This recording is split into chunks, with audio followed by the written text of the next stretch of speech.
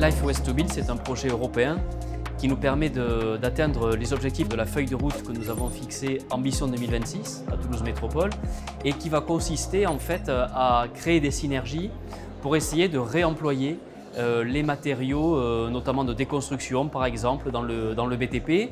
Le BTP c'est plusieurs dizaines de millions de tonnes de production de déchets, c'est 60% des déchets qui sont produits en global et donc nous devons travailler pour permettre de réutiliser ces déchets. Donc on mobilise les acteurs à la fois du BTP, à la fois aussi d'autres collectivités, des acteurs privés, publics, pour faire en sorte que nous puissions mener des projets où nous économisons les ressources. C'est tout l'objet de ce dispositif. Alors, ça comprend plein de choses, il y a des volets logistiques, des volets de stockage, des volets de reconditionnement, des volets...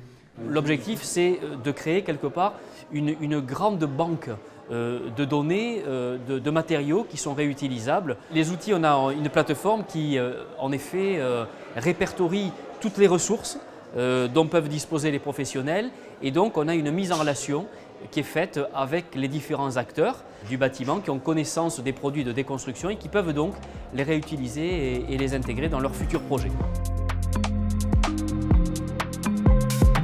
Les objectifs de Life, c'est 85% de réutilisation des produits de déconstruction et c'est 80% de l'action qui est menée à travers les marchés publics en incluant dans nos marchés publics des clauses d'économie circulaire.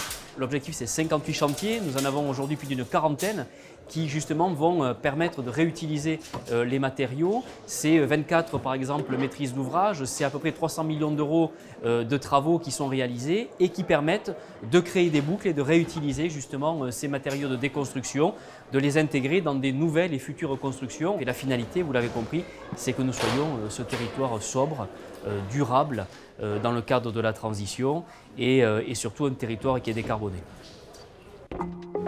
Les éléments de déconstruction des bâtiments, du BTP, on l'a dit tout à l'heure lors de la table ronde, on est en train de progresser très fortement. De plus en plus, les acteurs du territoire, les industriels, les acteurs économiques sont en train de monter dans le wagon. On a encore des enjeux et des défis à relever, notamment celui de créer des plateformes pour aider les acteurs du bâtiment. Un exemple, une entreprise qui pourrait utiliser 35 tonnes de bois de déconstruction, aujourd'hui n'est pas forcément en phase immédiate dans son planning avec la phase de déconstruction. Et donc il faut une temporisation pour stocker par exemple ce bois. Et aujourd'hui c'est une difficulté, c'est un frein. Donc nous devons travailler par exemple dans le cadre d'une recherche foncière pour permettre la mise en place de ces plateformes, qu'elles soient provisoires, qu'elles soient durables. Mais on est en train d'avancer, mais on a quand même encore des défis à relever demain. Vous voulez que je montre? Je peux montrer mon chef. Le bâtiment, c'est à peu près 21 000 emplois et on considère qu'à travers le projet Life Waste to Build que nous menons, on pourrait créer 9 000 emplois supplémentaires qui sont des emplois non délocalisables, qui sont des emplois du territoire.